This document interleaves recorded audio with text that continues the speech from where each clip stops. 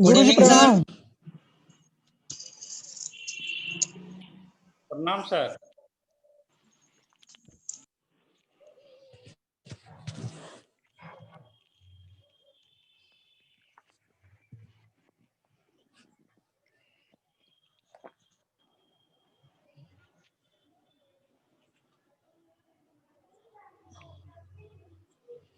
गुरुजी प्रणाम। प्रणाम प्रणाम प्रणाम सर। प्रणाम प्रणाम गुड इवनिंग सर। प्रणाम प्रणाम।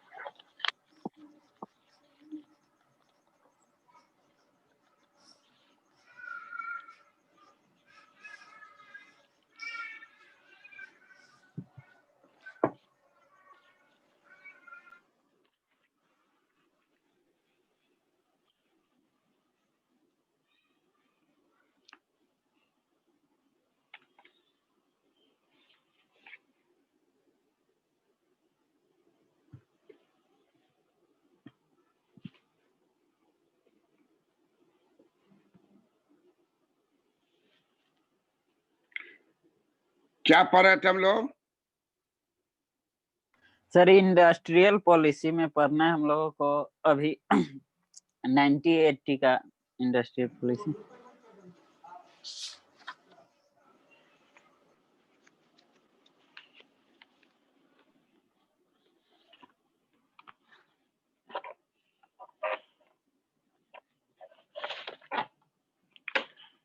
अच्छा, वो इंडस्ट्रियल पॉलिसी 1977 लिखे हो ना? Yes sir. उसमें दिसंबर लिखा हुआ है। यस सर, दिसंबर प्रियंका 97। दिसंबर लिखा हुआ है। जी देखो सर। तो 1977 में सर इंडस्ट्रियल पॉलिसी दिसंबर 97 लिखा गया है सर जी। 1977 लिखा हुआ है। Yes sir. जी हाँ, तो दिसंबर के बगल में लिख दो 23 दिसंबर। प्रणाम सर। खुश रहो। 1977 की इंडस्ट्रियल पॉलिसी का डेट लिख लीजिए, दिसंबर 23 दिसंबर लिख लीजिए। उधर था ना 30 अप्रैल था ना, उधर क्या था? 30 अप्रैल 1948 में भी 30 अप्रैल था और 1956 में भी 30 अप्रैल। हाँ, अब 1977 में लिख लीजिए 23 दिसंबर।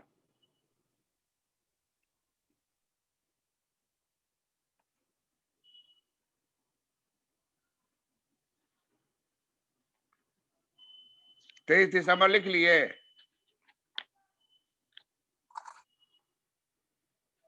तेईस जी दिसंबर सर। लिखे? अब जी सर। लिखिए, लिखा गया। अब लिखिए 1980 की औद्योगिक नीति जुलाई 23, ये भी वही है। अच्छा जोड़ा लग गया। जुलाई 23 जुलाई 1980।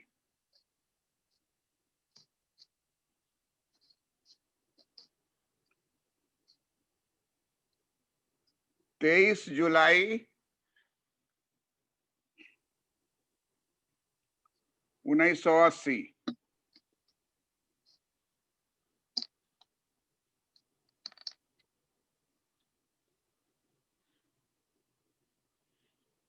भारत सरकार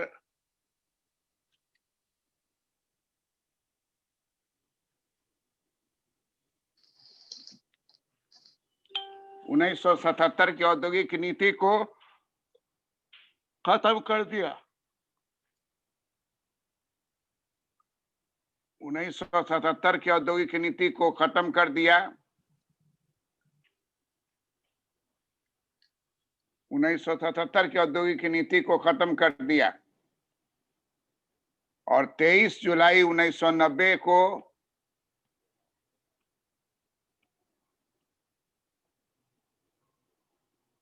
औद्योगिक नीति 1980 को ना। 1980 सॉरी 23 जुलाई 1980 23 जुलाई 1980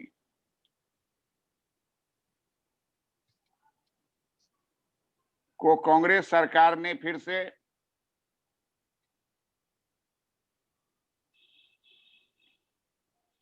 औद्योगिक नीति को लागू किया।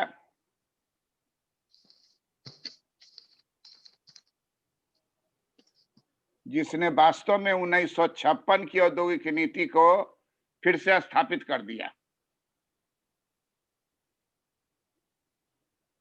श्रीमती इंदिरा गांधी ने नेहरू के 1956 की औद्योगिक नीति के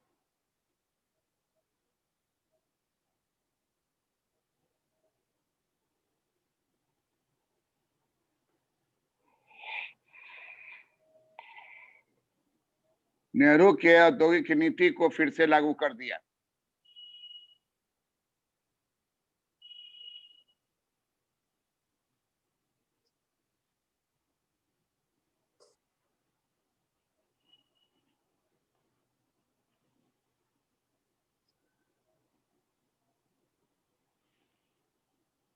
जितना बात 1956 में आप पढ़े हैं वही सारी बात हो जाएगा और वो लिखाएगा जुलाई 23, 1980।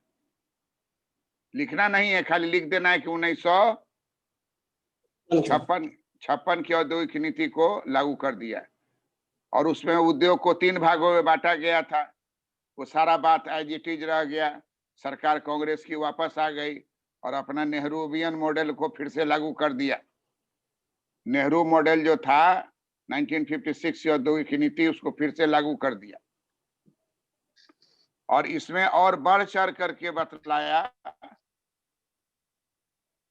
और कहा कि 1980 की औद्योगिक नीति 1980 23 जुलाई 1980 23 जुलाई 1900 औद्योगिक नीति 23 जुलाई 1980 की औद्योगिक नीति निम्नलिखित सामाजिक एवं आर्थिक उद्देश्यों पर आधारित है।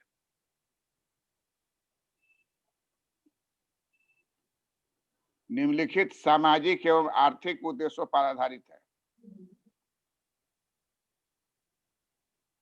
नंबर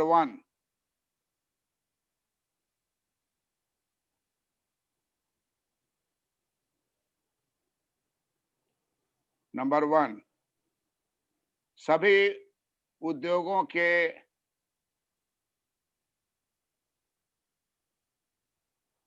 जो कैपेसिटी है उसका सर्वोत्तम उपयोग किया जाएगा। जैसे कैपेसिटी 100 बनाने का है, बना रहा है 45 से, कहा कि नहीं 100 अगर है तो इसका ऑप्टिमम कितना होगा, तो ऑप्टिमम मान लीजिए 100 से 10 को कम रखिए तो 80%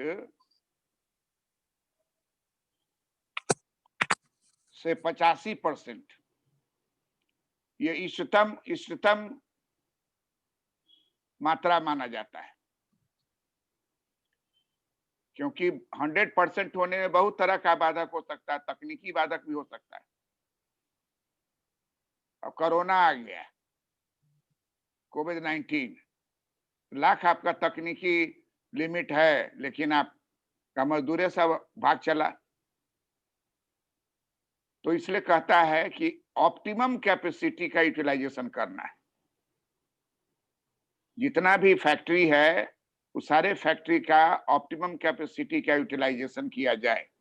ये 1980 की औद्योगिक नीति का पहला सोशियो इकोनॉमिक ऑब्जेक्टिव, सामाजिक आर्थिक ऑब्जेक्टिव नंबर 1 है कि जितना भी इंस्टॉल कैपेसिटी है इंडस्ट्रीज का सारे इंडस्ट्रीज के इंस्टॉल कैपेसिटी का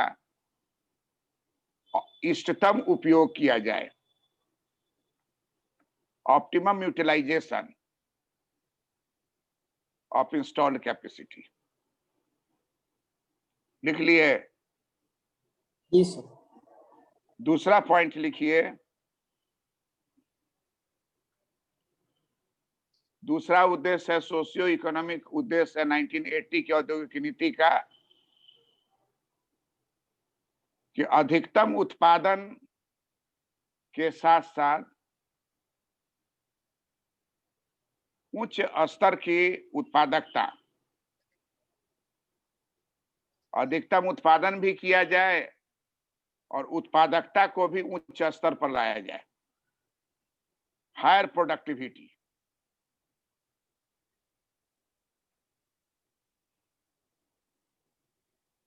उच्चतम उत्पादन भी हो और हायर प्रोडक्टिविटी भी हो।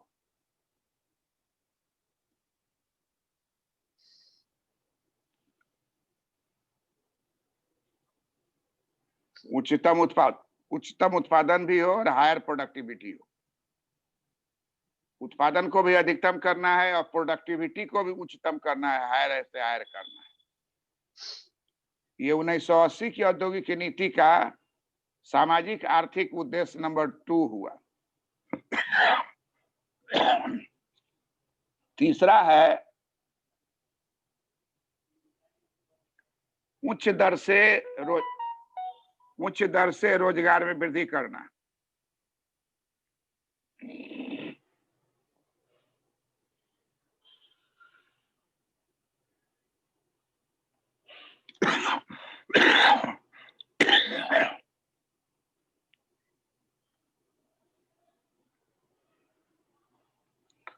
उच्च दर से रोजगार में वृद्धि करना।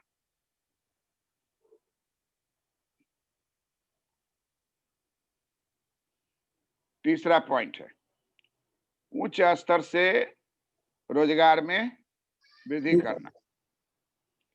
नंबर 4, क्षेत्रीय विषमता को दूर करना।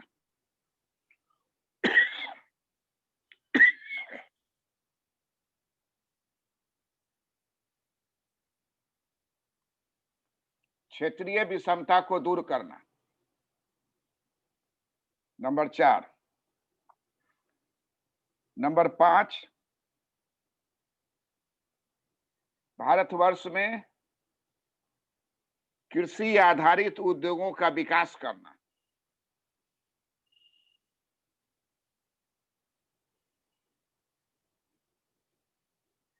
कृषि आधारित उद्योगों का विकास करना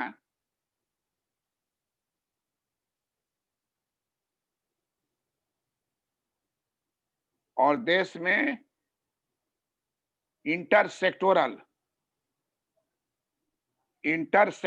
संबंध को अनुकूलतम बनाना।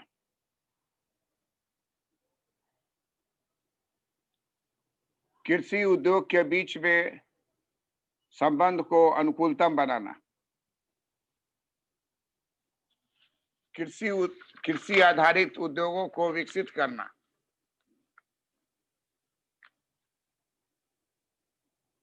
ये 5वां सोशियो इकोनॉमिक ऑब्जेक्टिव है 1980 की औद्योगिक नीति की। कै गो पॉइंट लिखे? इनमें तो 5 हो गया। 5 पॉइंट हुआ ना? छठा पॉइंट लिखिए।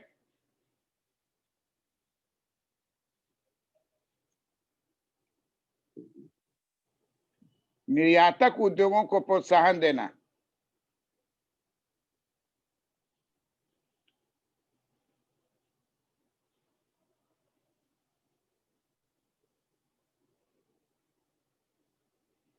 निर्यातक उद्योगों को प्रोत्साहन देना, ये छठा है।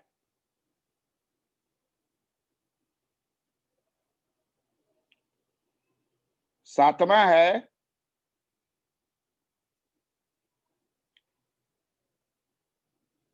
आर्थिक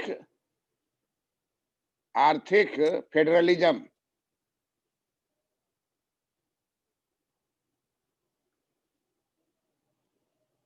आर्थिक फेडरलिज्म को प्रोत्साहित करना,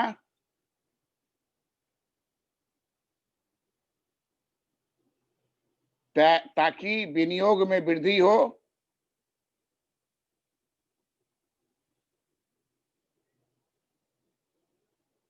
और उद्योगों से लाभ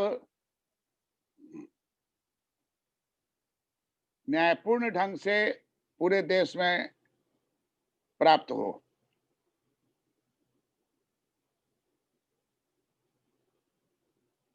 इक्विटेबल स्प्रेड, ऐसा नहीं कि एक वो ज्यादा हो जाए या एक को होबे ना करे। इक्विटेबल स्प्रेड, ये 7 पॉइंट है। 7वां पॉइंट जो है इकोनॉमिक फेडरलिज्म को प्रोत्साहित करना, विनियोग के द्वारा न्यायपूर्ण तरीके से लाभ का वितरण होना, सभी उद्योगों को लाभ जो है न्यायपूर्ण ढंग से प्राप्त हो, ताकि इकोनॉमिक फेडरलिज्म जो है वो मजबूत हो सके, प्रोत्साहित हो सके। और अंतिम पॉइंट है 8वां, कंज्यूमर प्रोटेक्शन, उपभोक्ता संरक्षण किया जाए, कीमत को बढ़ने नहीं दिया जाए, हायर प्राइसेस इन्फ्लेशन के खिलाफ कदम उठाया जाए, और वस्तु का बैड क्वालिटी पर रोक लगाया जाए, वस्तु की गुणवत्ता में वृद्धि की जाए। तो इसको उपभोक्ता संरक्षण कहा जाता है।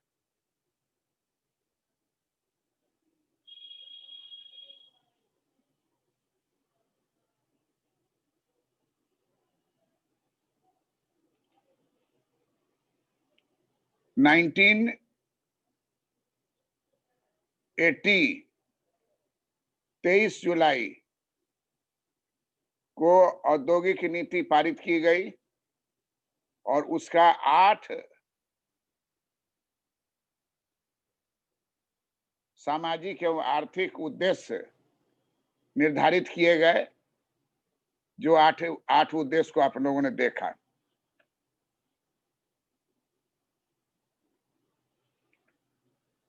नाइनटीन 80 की औद्योगिक नीति में कहा गया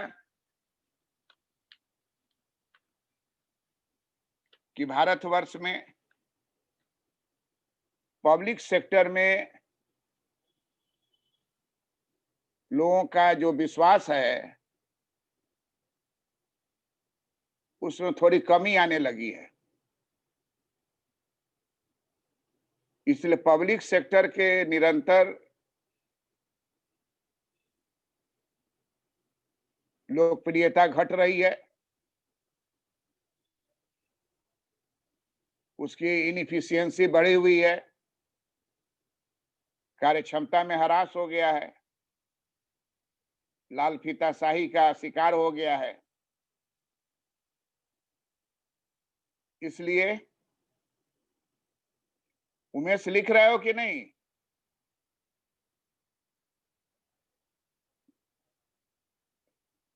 लिख नहीं रहे हो? सर ये वाला नहीं लिख, नहीं सर सब लिखे थे, ये नहीं लिखे हम, ये नहीं। हम कहीं समझा रहे हैं सर, ये वाला सब है? ये तो समझा ही रहे हैं ना। सब लिखे। हाँ तो सर सब लिखे हैं, लिख रहे हैं। अभी जो बोल रहे हो लिखा ही रहे हैं ना आपको। वो लिख नहीं रहे हैं कि सर। सर समझा रहे हैं, लिखा रहे हैं। वाह वाह, समझाने के लिए बोल रहे हैं कि लिखाने के लिए बोल रहे हैं? सर कोई नहीं लिख रहा है। हम तो देख रहे हैं बहुत लोग लिख रहा है। कौन कौन आदमी नहीं लिख रहा है, हाथ उठाइए तो।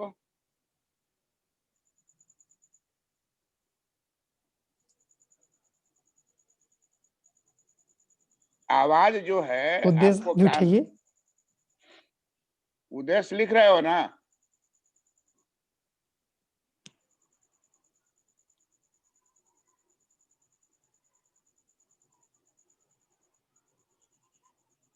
आप नहीं लिख रहे हैं तो आप फिर से वीडियो सुन लीजिएगा।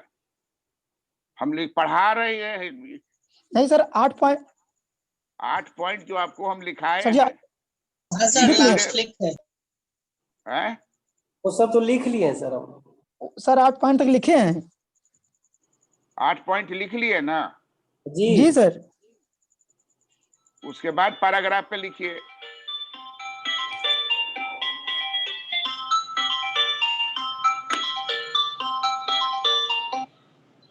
हाँ हेलो।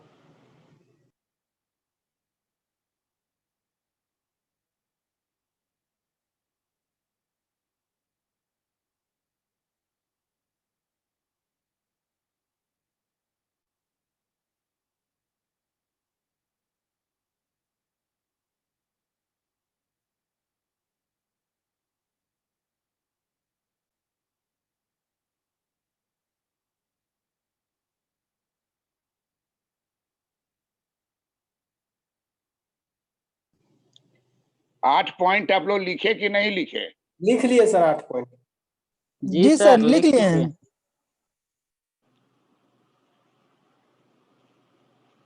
वो तो सीरियल में 8 पॉइंट हो गया। उसके बाद नेक्स्ट पैराग्राफ में लिखिए कि 1980 की औद्योगिक नीति में कहा गया कि भारत में अधिकांश लोगों को पब्लिक सेक्टर की कार्यक्षमता पर डाउट हो रहा है।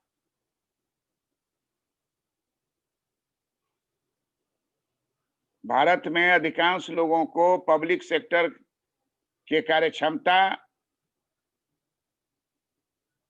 में लगातार ह्रास दिख रहा है। यह बहुत चिंता की बात है। इसलिए श्रीमती इंदिरा गांधी ने कहा कि पब्लिक सेक्टर में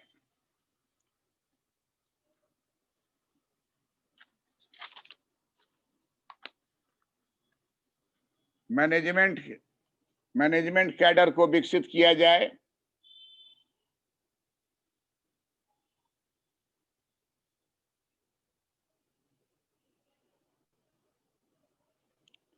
पब्लिक सेक्टर जो है वित्त में, विपणन में, सूचना प्रसारण में, ऑपरेशन में, इस सब क्षेत्र में पब्लिक सेक्टर बहुत भीषण मात्रा में बढ़ा हुआ है। इसलिए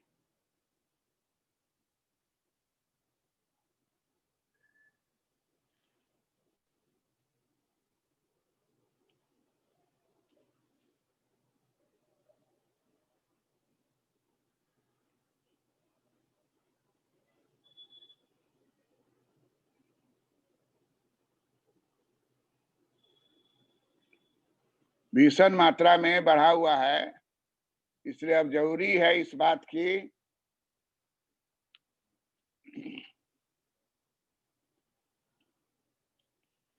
कि इकोनॉमिक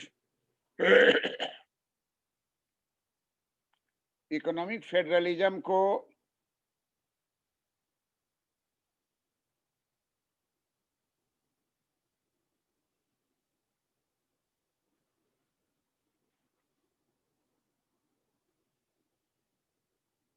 विकसित किया जाए।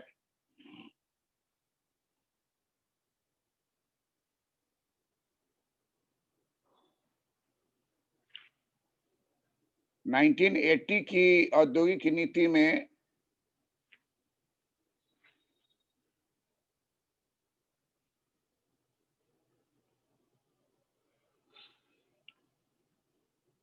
न्यूक्लियस प्लांट की धारणा स्थापित हुई।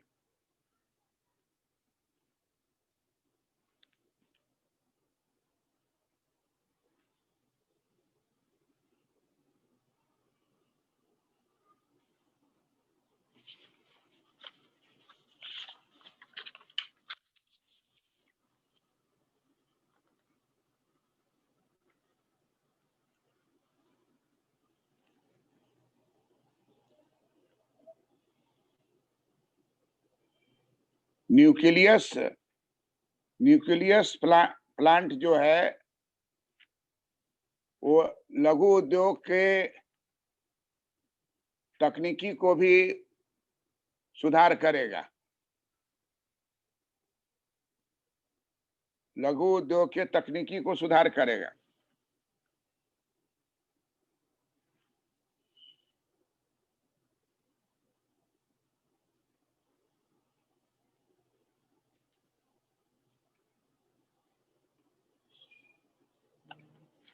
और इसने टाइनी उद्योग के कंसेप्ट जो था उसको स्वीकार कर लिया। टाइनी किसका दिया हुआ था? 77 वाले पॉलिसी का। 77 वाला जनता पार्टी वाला। तो वो कहा कि ठीक है, ये अच्छा चीज है, इसको रहने दीजिए। टाइनी सेक्टर को रहने दिया।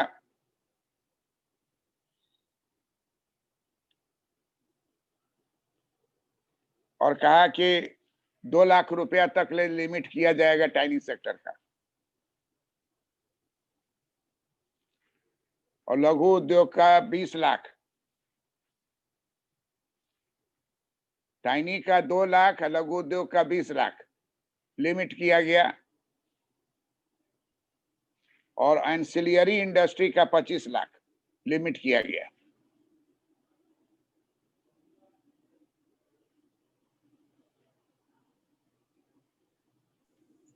सर 25 लाख किसका है? एंसिलियरी, लघु से थोड़ा बड़ा होता है, एंसिलियरी।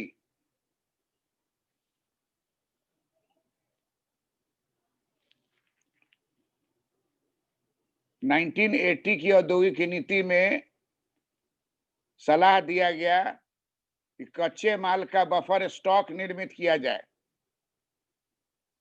ताकि कच्चे माल की कमी नहीं हो।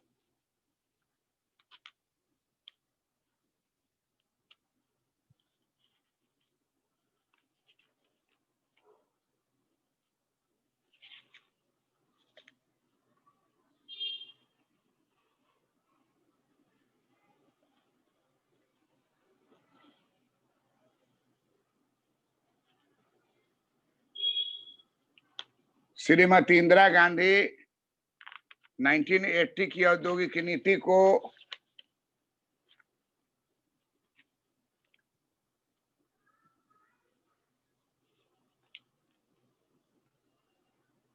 मजबूती प्रदान करने के लिए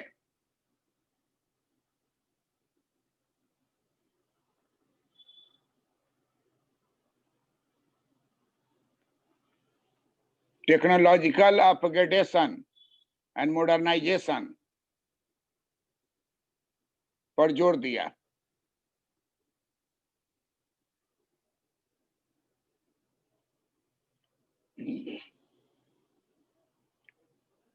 श्रीमती इंदिरा गांधी ने 6ठी पंचवर्षीय योजना के अंतर्गत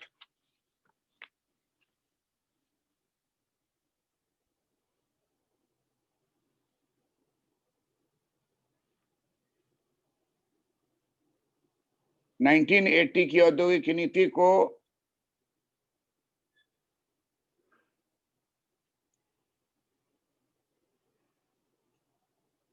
भरपूर उपयोग किया।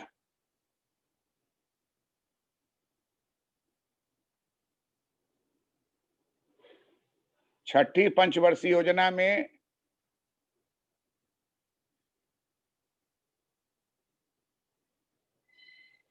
श्रीमती इंदिरा गांधी ने 1980 की औद्योगिक नीति में यह बतलाया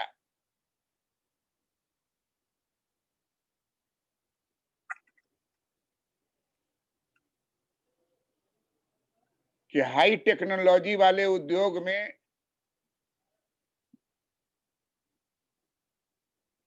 विदेशी विनियोग को प्रोत्साहित किया जाएगा, आमंत्रित किया जाएगा।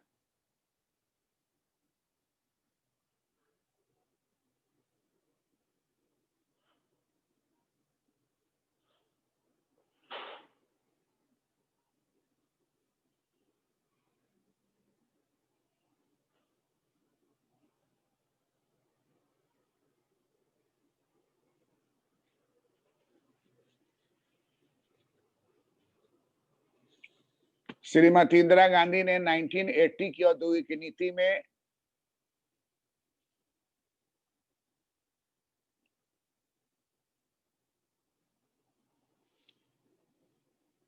सबसे ज्यादा महत्व उत्पादकता पर दिया, प्रोडक्टिविटी पर। कहा कि अगर आप देश का विकास चाहते हैं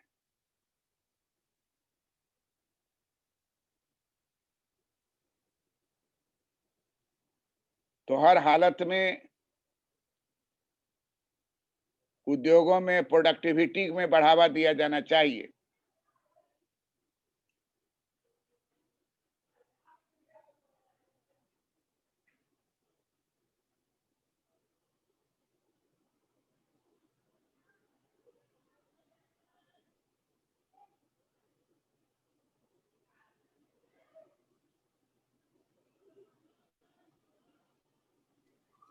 सर प्रोडक्टिविटी वाला जो टर्म 2-3 बार लिखा गया, उसके जगह पे इकोनॉमीज ऑफ स्केल लिख के बढ़ सकते हैं।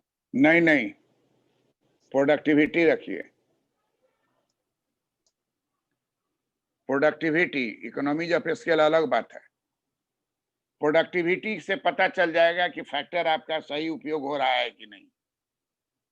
विशाल विशाल का है आपका पब्लिक सेक्टर इंटरप्राइजेज है, अब प्रोडक्टिविटी एकदम घटिया है तो लोगों का विश्वास इससे उठ रहा है। ट्रेन है तो 24 घंटा लेट चल रही है,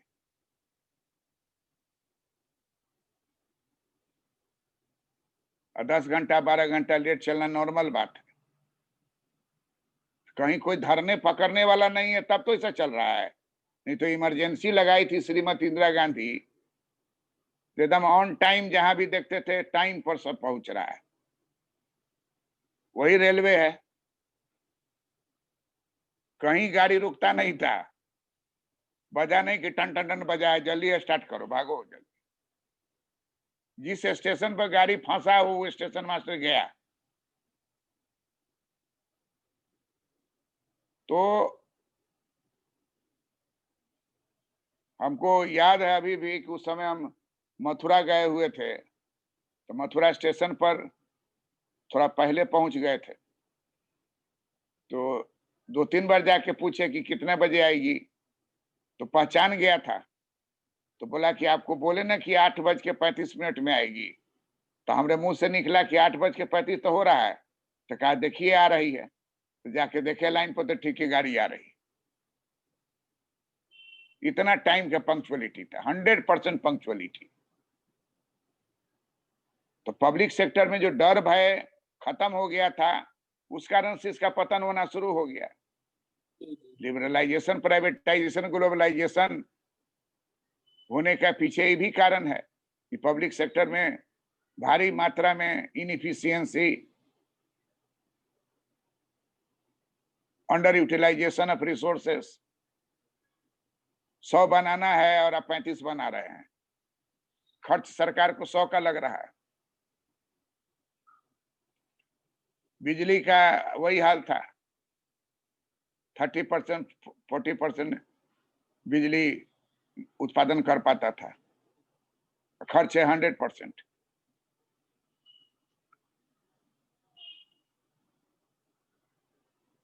तो श्रीमती इंदिरा गांधी का 1980 की औद्योगिक नीति पर 6th 5-year प्लान आधारित हो गया। 6th 5-year प्लान जो था उस जमाने का, वो इसी पर आधारित था, और एकदम productivity, modernisation, foreign investment, high technology area, foreign investment, ये सब महत्वपूर्ण तत्व था 1980 की औद्योगिक नीति। और हम सभी जानते हैं कि अचानक श्रीमती इंदिरा गांधी का असैसिनेशन हो गया और राजीव गांधी बने। राजीव गांधी जब आए तो 7th 5-year प्लान आ गया था, और इंडस्ट्रियल पॉलिसी वही चला जो नेहरू के जमाने का था। बीच में 2 साल के लिए टूट गया था, फिर 80 में वापस आया और वही चल रहा था पॉलिसी, नेहरूवियन मॉडल, जिसमें लाइसेंस लेना जरूरी था। सरकारी उद्योग जो है लाइसेंस के अंतर्गत चलती है, प्राइवेट उद्योग को भी लाइसेंस लेना है।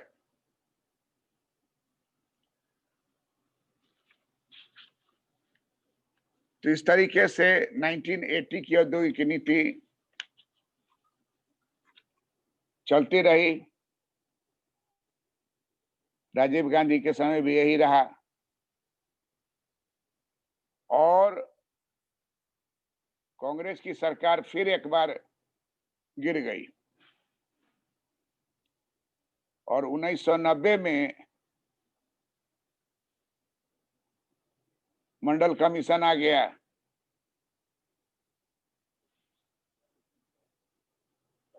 कौन प्राइम मिनिस्टर बने उस समय? नरसिम्हा राव। नहीं, बीपी सिंह थे sir, BP Singh. BP Singh, Chandrashekhar Singh बने। हाँ, बीपी सिंह बने, बीपी सिंह। लेकिन बीपी सिंह के समय में मंडल कमीशन का झमेला उठ खड़ा हुआ। 1990 की औद्योगिक नीति पारित नहीं हुई, बन नहीं पाई, तो देश में वही पॉलिसी रह गया जो नेहरू का पॉलिसी था, वही पॉलिसी चल रहा था। उसके बाद चंद्रशेखर की सरकार आई, सरकार गिर गई, बीपी सिंह की, चंद्रशेखर की सरकार आई। चंद्रशेखर जो हैं उन्हीं के समय में इलेक्शन भी हुआ और फिर नई सरकार आई 1991 में, फिर कांग्रेस वापस आ गई।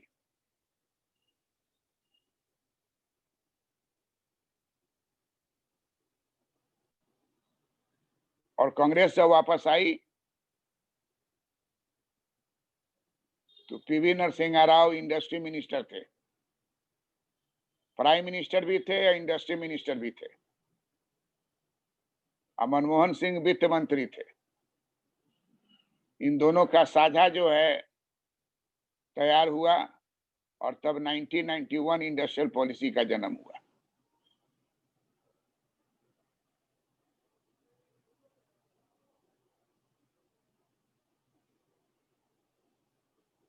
जिसको हम लोग नेक्स्ट डे करेंगे।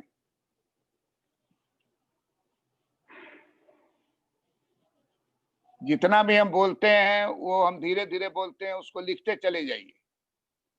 कोई बात गप सराका का नहीं हो रहा है, हर बात को नोट कीजिए जो भी बता रहे हैं, खाली खिस्सा कहानी को छोड़ दीजिए। मथुरा वाला बात मत नोट कीजिए, लेकिन जो भी बोलते हैं उसको नोट करते चले जाइए। और आपका दिमाग सुन रहा है, हाथ से लिख रहे हैं, तो फिर जब रीराइट कीजिएगा तो आराम से रीराइट हो जाएगा।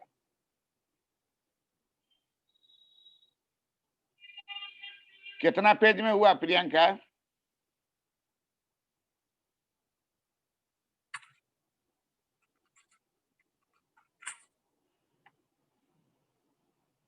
पेज में हुआ सर।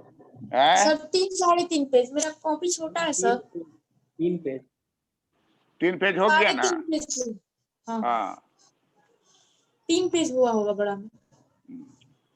तो 1980 के बाद जो हम लोग का दूसरा लास्ट पॉलिसी है वो है 1991। वो हम लोग नेक्स्ट क्लास में करेंगे। Thank you for attending the class. प्रणाम सर। प्रणाम सर। गुरुजी प्रणाम। प्रणाम सर, थैंक यू सर।